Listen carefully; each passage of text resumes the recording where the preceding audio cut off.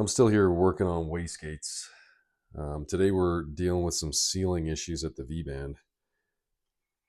So, talked a little bit about the sealing issues on this side, and that's a whole other can of worms.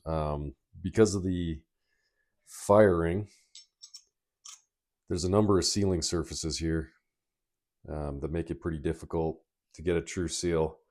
Any leakage out of there is going to affect your spool time. But what I'm going to talk about today is primarily dealing with this outlet surface and the V-band. I've already been working on this a little bit, but there's a tiny little gap there.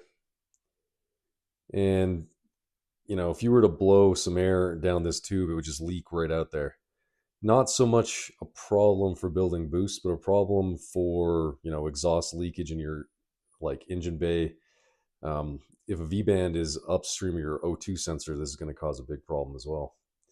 So let's look at what I do to precision flatten parts at home, super cheap.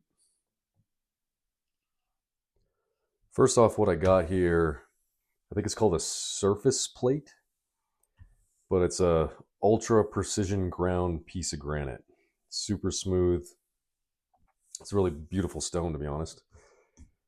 But you can get these, I would assume in the States, maybe even like a Harbor Freight. In Canada, like a Princess Auto type shop will have something like this. And the more you pay, the flatter it's going to be. But I think this one is flat to within 1/4 of a thousandth of an inch. So, much flatter than eyeball flatness for most of our purposes. And this thing will make 2-part seal completely airtight. And then what I'm doing is just using an 80 grit purple 3M paper. Important here, this is the no slip backing. So with this one, you can just slap it right on the stone and it won't slip around too much. You can use any type of paper, cheaper paper with no backing. But obviously you'd probably have to tape it down or something. And then I got a 150 grit for a finish pass. So here I got my outlet side and the screamer pipe for it. And first off, note there's this little lip. And that's really helpful for orienting this thing when you're trying to bolt it together. But hard to see, there's a little tiny gap there. Also, you can tell this isn't flat because it'll rock back and forth a little bit. So we're not going to be able to flatten the machine surface here. We're going to trust that that's flat. But what we're going to do, flatten this guy on the screamer pipe, which got a little warp from welding. And we're talking real minor hairline warps here. And then as we reduce the thickness of this flange, actually this gap in the middle is going to get bigger because of this lip. So we're going to take that lip down a little bit too. I put this flange on the belt sander first to try to do bulk material removal. Try to make this job a little easier, although you could do the whole thing by hand without a doubt. But if you notice, there's a nice low spot right there. And the problem that I find with these is when they warp this inner flat surface too. And in order to flatten that out, you're going to need like a CNC machine.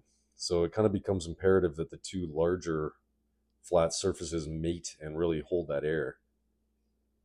But first, let's take a look at how non-flat it is. So I'm just going to take a Sharpie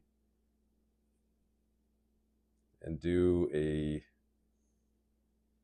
little line around the whole outside here.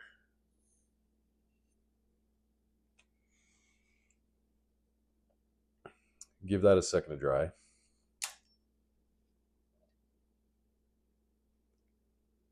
And then I'll just do a couple passes on the 80 grit to start. And just going to make sure there's no debris or anything underneath the paper.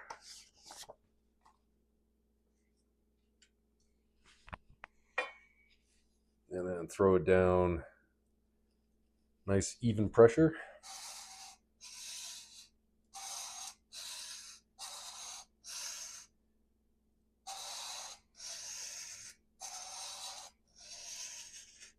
let's take a look.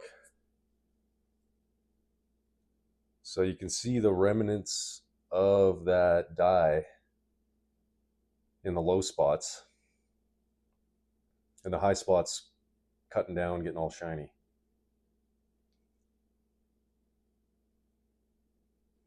I'm going to do a few more passes here on the 80.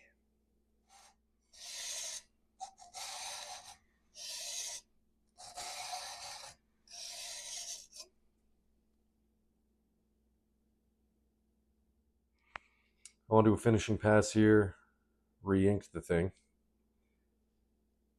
And I'm just going to pass it over the 150 a couple times and see how it looks. Nice firm pressure from the top, holding it flat on the stone. It's a lot easier on the 150.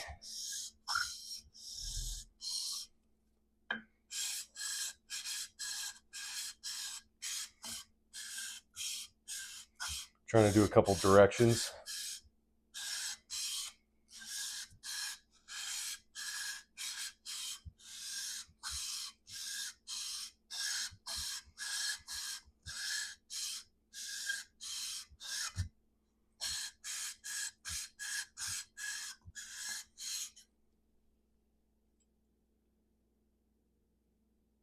And I'm going to say that is nice and flat.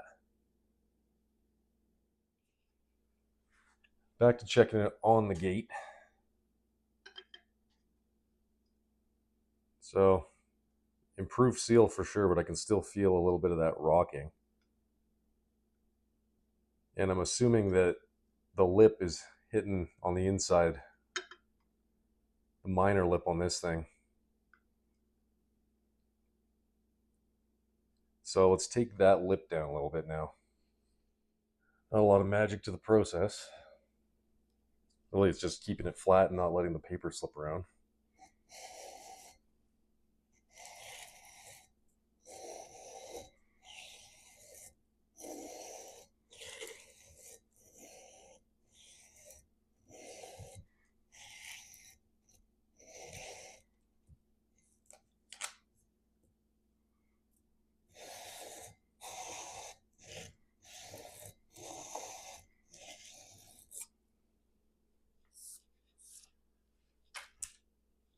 All right, another quick pass at the 150.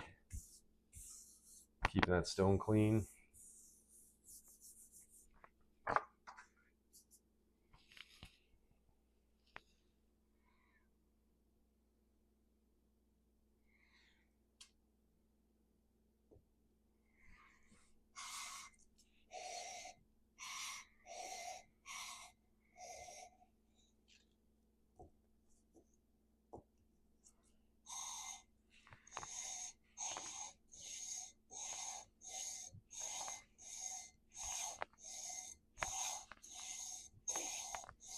All right, feeling nice and smooth.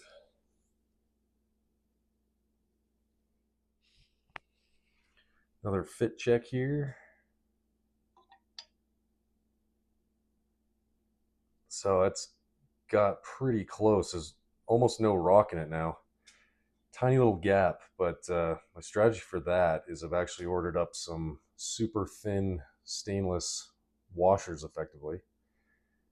I think it's 45.2 mil or something. So I got a 46 by 55, I believe, washer, which will just fill in that gap and let those flat surfaces really crush together. I can't say enough about owning this extremely flat rock. It was like a $250 stone. It weighs 100 pounds. It's really hard to maneuver around. In particular, when you're trying to put it on a countertop, you let one hand go and then you basically are sacrificing your fingers to getting crushed to try to release it and let it drop on the counter. Not for a weak workbench, I'll tell you that. But man, I mean, having this flat rock and using some sandpaper has proved invaluable. And in particular, just keeping me out of the machine shop in terms of time driving there to and fro and paying $50 or $100 to flatten out a small surface. This one I think is 18 inches in length, so you could do like a small 4-cylinder cylinder head or like a pair of V8 heads on it. I've struggled to find sandpaper big enough for that type of job, so unfortunately I still take my heads in. But yeah, I'm about to try to level out a K series turbo manifold. So wish me luck there, and maybe I'll provide a video of how that goes. So as always, like and subscribe.